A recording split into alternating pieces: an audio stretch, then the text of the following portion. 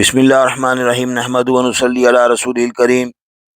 آج ہم مدینہ منورہ میں واقع بئر غرس کو دیکھنے جا رہے ہیں، جس کے بارے میں حضور اکرم صلی اللہ علیہ وسلم نے فرمایا تھا کہ یہ کنواں جنت کے چشموں میں سے ایک چشمہ ہے۔ آپ صلی اللہ علیہ وسلم اسے میرا کنواں کہا کرتے تھے۔ یہ کنواں مسجد قباء سے 1.5 کلومیٹر کے فاصلے پر اوالی کے علاقے قربان میں ہے۔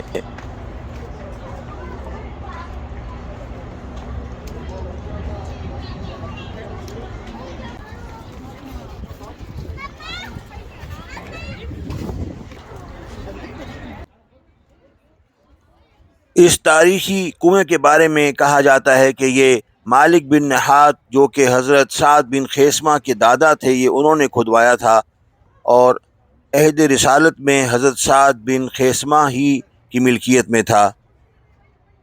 آپ صلی اللہ علیہ وسلم اس کنویں کے تازہ میٹھے پانی کی وجہ سے اس کو پسند کرتے تھے۔ بئر غرس کے ساتھ ہی ایک مسجد بھی واقع ہے، اور اس کے ساتھ ہی ایک کھجوروں کا مزرعہ یا فارم بھی ہے۔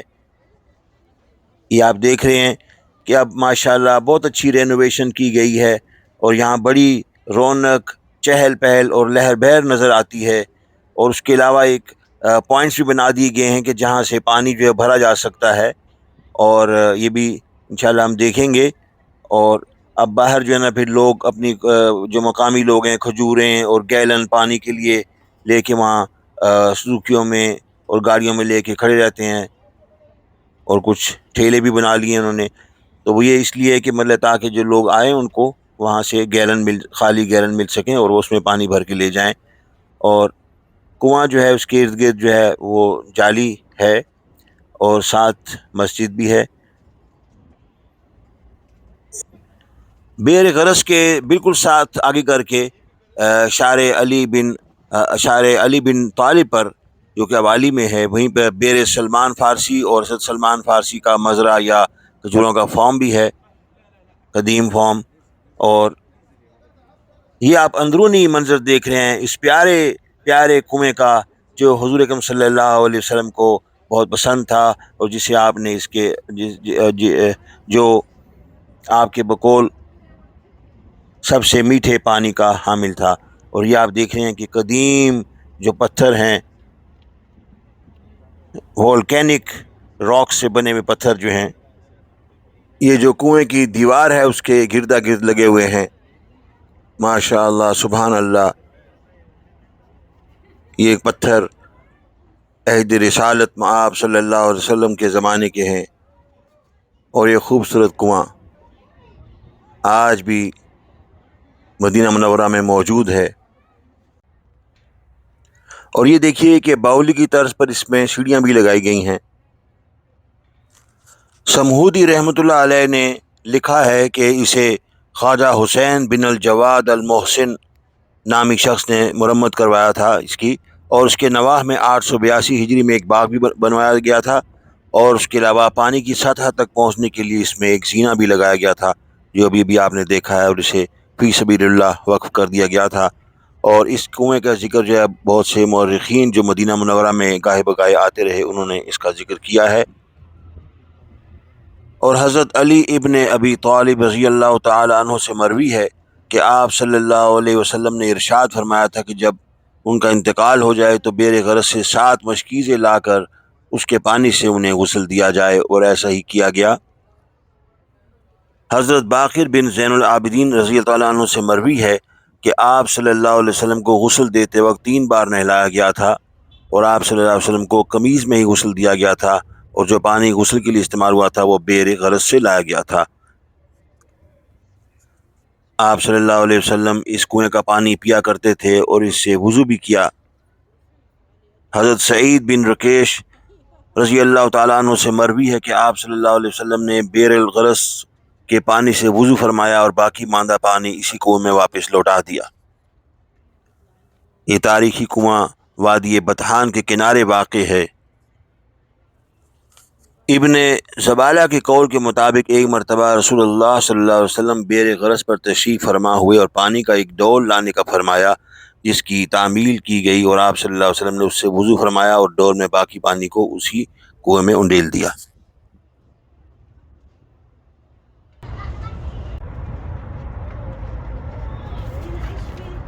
ده المصلى اللي صلى فيه الرسول يا ابني. افتح وقت الصلاة بس شوف كيف جو. تعال شوف.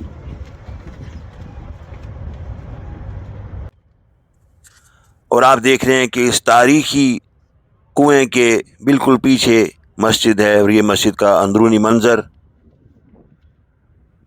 جائے نمازیں بچھی ہوئی ہیں۔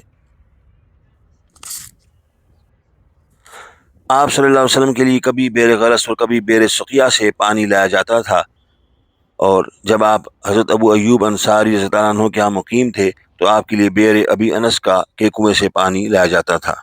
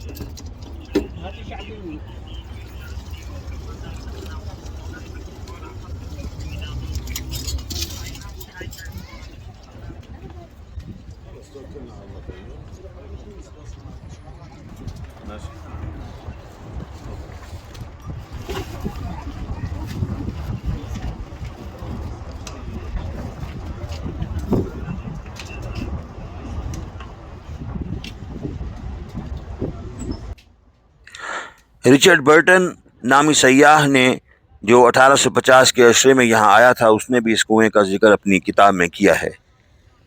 جیسا کہ آپ دیکھ رہے ہیں کہ باہر رونقیں لگی ہوئی ہیں، اب کنویں پہ کافی رش رہتا ہے اور لوگ پانی لینے بھی آتے ہیں اور بھر بھر کے یہ مبارک پانی لے کے جاتے ہیں۔ اور یہ کنویں کا منظر یہ آپ دیکھ رہے ہیں کہ جو باولی ہے وہ نیچے تک گئی ہوئی ہے۔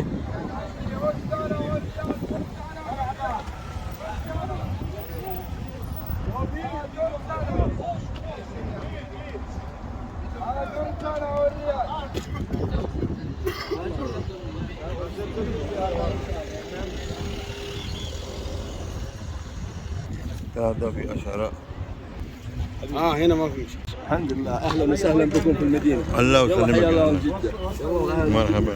يلا حيا الله جده. المدينه هذه رطب المدينه. هذا من عائلة أوالي ها؟ العوالي هذا رطب العوالي. شوف أنا أعرف عائلة أوالي، كل نفر ما يعرف صح ولا؟ أنت كلام عالية، أنا أقول أنا أعرف أنت من أوالي. ايه حراج العالي. كان هذا كان اسم قديم هو عالية. ايه بارك الله. جزاك الله خير. الله يعطيك العافيه ان شاء الله. شكرا شكرا الله شكرا شكرا.